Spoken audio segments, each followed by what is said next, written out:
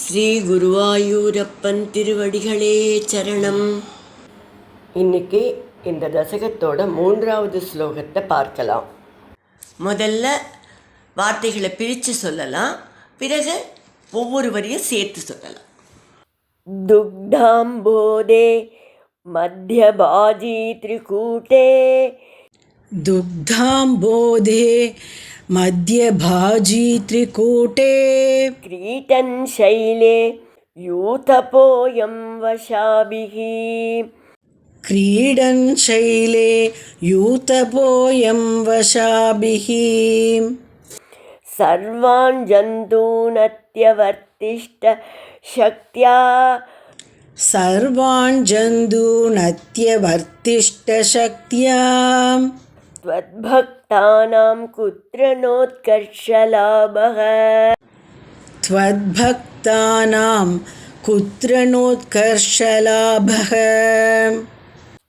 दुग्धाम्बोधे मध्यभाजी त्रिकूटे क्रीटन् Shelley यूतपोऽयं वशाभिः दुग्धाम्बोधे मध्यभाजी त्रिकूटे क्रीडन् Shelley यूतपोऽयं वशाभिः सर्वान् जन्तूनत्यवर्तिष्ठ शक्त्या त्वद्भक्तानां कुत्र नोत्कर्षलाभः सर्वान् जन्तूनत्यवर्तिष्ठशक्त्या त्वद्भक्तानां कुत्र नोत्कर्षलाभः.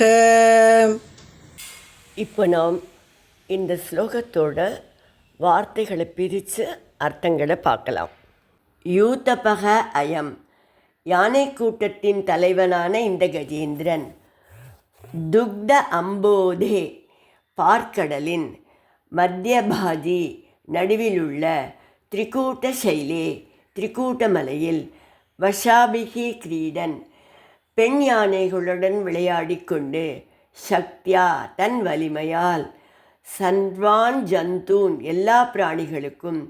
அத்தியவர்த்திஷ்ட, மேம்பட்டவனாக இருந்தான். துவத்பக்தானாம், உனது அடியார்களுக்கு. குத்ர, எங்குதான்.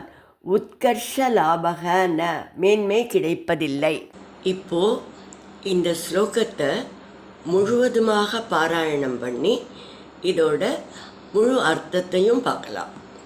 துக்தாம்போதே மத்யபாஜி திரிகூட்டே கிரீட்டன் சைலே யூதபோயம் வசாபிஹி சர்வான் ஜந்தூனத்யவர்த்திஷ்ட சக்தியா த்வத்பக்தானாம் குத்ர நோத்கர்ஷலாபக.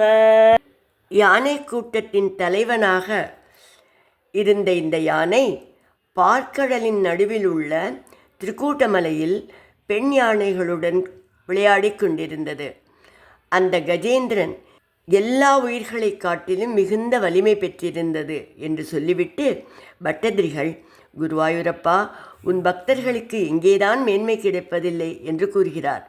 மனித பிறவியில் ராஜாவாக இருந்தால், விஷ்ணு பக்தனாக இருந்தால், இப்போது யானையாக இருக்கும்போது கூட அந்த யானை அது அரசனாகவும் மிகுந்த வலிமையோடும் இருந்தது என்று பட்டதிரி சொல்கிறார்.